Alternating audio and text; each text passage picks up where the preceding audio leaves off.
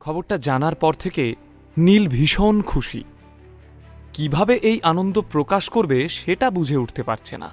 এই বাড়িতে এই সুখবর শেয়ার করার মতো নীলের আপন কেউ নেই। চিত্রা বুঝতে পারছিলেন জামাইয়ের আচরণে এমন কিছু পরিবর্তন এসেছে যার কোনো ব্যাখ্যা হয় না।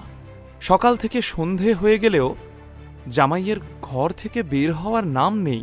এদিকে বড় মাকে চিন্তিত দেখে অর্পিতা বিরক্ত হয়ে বলে, ওই অপদার্থের কথা ছাড়ো তো, খেতে এসো। নীল রয়চৌধুরী সিটাডেলের বিল্ডিংয়ে পা রাখতেই কানাঘুষো শুরু হয়ে গেল। রিসেপশনে নিজের আসার খবর জানিয়ে লিফটে 24th ফ্লোরে এসে শশাঙ্ক রায়চৌধুরীর কেবিনের বাইরে গিয়ে বসে পড়ল নীল। এটা নীল না? নীলকে দেখে শুরু হলো ফিসফিস। শুনেছি ও এখন বিপিএল কার্ড হোল্ডার। নির্ঘাত ঠাকুরদার কাছে টাকা চাইতে এসেছে, অথবা চাকরি।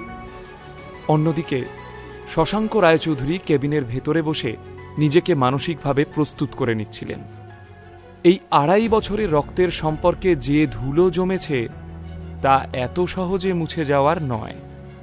তবুও শশাঙ্কবাবুকে এই কঠিন কাজটা যে কোনো মূল্যে করতে হবে। শশাঙ্কবাবু অবশেষে কেবিনের বাইরে এসে দেখেন প্রত্যেক কৌতূহলী চোখ ওর এবং নীলের দিকে তাকিয়ে। কেমন আছিস দাদু ভাই? বুড়ো দাদুকে এতদিনে মনে পড়ল? শশাঙ্কর উদ্দেশ্য ছিল অফিসে একটা বার্তা দেওয়া যে এই মুহূর্তে দাদু নাতির ভেতর কোনো সমস্যা নেই। নীল সামান্য হাসে, আর শশাঙ্ক উচ্ছ্বসিত হয়ে বলেন, ভেতরে আয়, ভেতরে আয়, আমরা ভেতরে গিয়ে কথা বলি। ভিতরে এসে বড় চেনা এই কেবিনটাকে খুব ভালো করে দেখছিল নীল। শশাঙ্কবাবু মৃদু হেসে নাতিকে বলেন, এই 2.5 বছর তোর কথা আমার প্রত্যেক মুহূর্তে মনে পড়ত। রোজ তোর সাথে দেখা করব ভেবেও পিছিয়ে আসতাম। আসলে সাহসে কুলাতো না রে দাদু ভাই। ভনিতা না করে বলেই ফেলুন আপনার আসল উদ্দেশ্যটা। এইভাবে কথা বলবি তুই তোর দাদুর সাথে? এই শিক্ষা দিয়েছে আমাদের পরিবার? আপনি এই পরিবার ড্রামাটা চালিয়ে যান। আমি উঠলাম।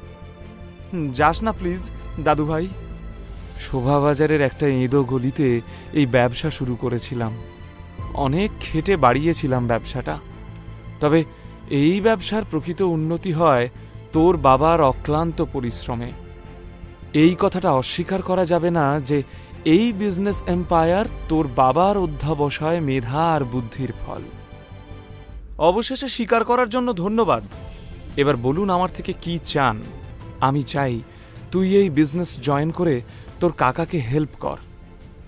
আমার কাকা মানে আপনার ছোট ছেলে ধীরেন রায়চৌধুরী, যাকে আপনি কোনো যোগ্যতা ছাড়াই এই কোম্পানির সিইও বানিয়েছিলেন, আর যে মানুষটা এখন আপনার এই সাধের বিজনেস এম্পায়ারকে ব্যাংকরাপ্ট করে দিচ্ছে, তাই তো? ও তোর গুরুজন।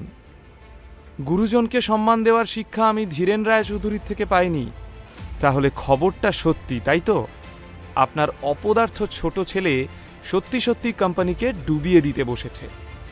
আপনি চেয়েছিলেন আপনার বড় ছেলের মতো আপনার ছোট ছেলেও তার যোগ্যতা প্রমাণ করুক। দেখুন, সে প্রমাণ করেছে। এখন এইসব কথা থাক, তুই কোম্পানি জয়েন কর। প্লিজ দাদু ভাই, না করিস না। আমি আপনার প্রস্তাবে রাজি আছি, তবে আমার 2টো শর্ত আছে। শশাঙ্ক বেশ অবাক। শর্ত? হ্যাঁ, প্রথম শর্ত, আমি সিইও হিসাবে জয়েন করব। আর দ্বিতীয় শর্ত, ফান্ড নিয়ে বা আমার বিজনেস ডিসিশন নিয়ে আমি কাউকে জবাবদিহি করব না। শশাঙ্কবাবু নিজের কানকে বিশ্বাস করতে না পেরে আবার প্রশ্ন করলেন, তুই কোম্পানি জয়েন করতে চাস নাকি প্রতিশোধ নিতে চাস দাদু ভাই? তোর কাকুকে সরিয়ে তুই চেয়ারে বসতে চাস? লোকে শুনলে কি বলবে? কিছু বলবে না, লোকের অত সময় নেই। একটু আগে আপনিই তো বললেন কাকার এই বিজনেসে একটাই অবদান, আর সেটা হলো বিজনেসটা ডোবানো। তাই ভেবে দেখুন আপনি কি করবেন। নীলের রূঢ় বাস্তব কথাগুলো শশাঙ্কবাবু অস্বীকার করতে না পেরে মাথা নিচু করে বসে থাকলেন। আমি রাজি আছি। খুব শীঘ্রই তোমার কাছে অ্যাপয়েন্টমেন্ট লেটার পৌঁছে যাবে।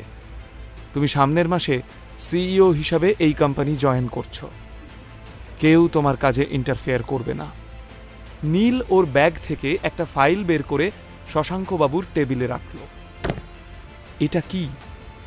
আমার মন বলতো একদিন আপনি নিজের স্বার্থে আমাকে ডাকবেন, তাই এই এগ্রিমেন্টের ড্রাফটটা বানিয়ে রেখেছিলাম।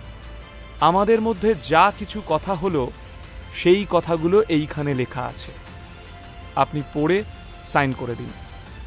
শশাঙ্কবাবু এতক্ষণে খুব ভালোভাবেই বুঝে গিয়েছিলেন নীলের মনের গভীরে জমে থাকা ক্ষত শুকোতে সময় লাগবে, তাই কথা না বাড়িয়ে সাইন করে একটা কপি নিজের কাছে রেখে ফাইলটা নীলের দিকে এগিয়ে দিলেন।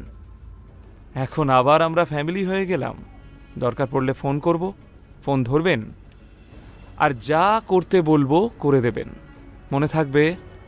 আজ তাহলে আসি। নীল অফিসের বাইরে এসে রাস্তায় দাঁড়িয়েছিল। আজ অনেক দিন বাদে ও ভীষণ খুশি। মেট্রো স্টেশনে এসে ব্যাগ থেকে ফাইলটা বের করে দেখছিল নীল। একবার ওর মনে হলো ছুটে গিয়ে আদ্রিতাকে চিৎকার করে নিজের আসল পরিচয়টা জানাক, কিন্তু নীল স্থির করে এখনই না, এই খবরটা এখন চাপা থাক, আরও চেনা বাকি আছে, আরও জানা বাকি আছে।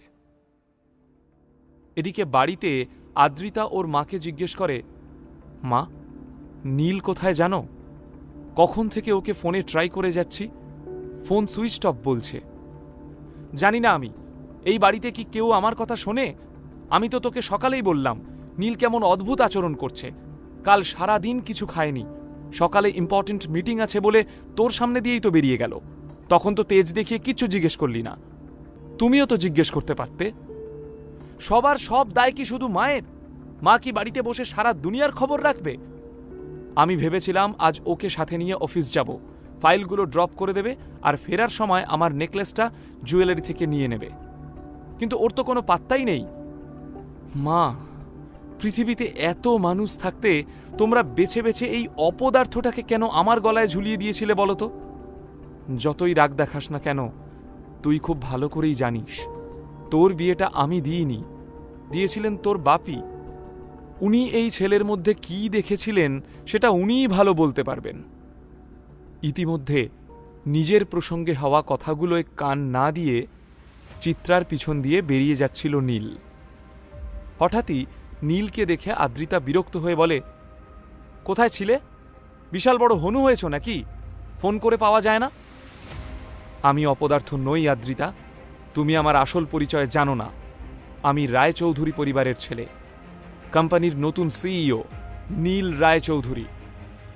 এক নিঃশ্বাসে নিজের মনের কথাগুলো আদ্রিতাকে জানিয়ে দেয় নীল। এবার তাহলে কি ঘটতে চলেছে? সিইও হয়ে কি পরিবর্তন আসতে চলেছে নীলের জীবনে?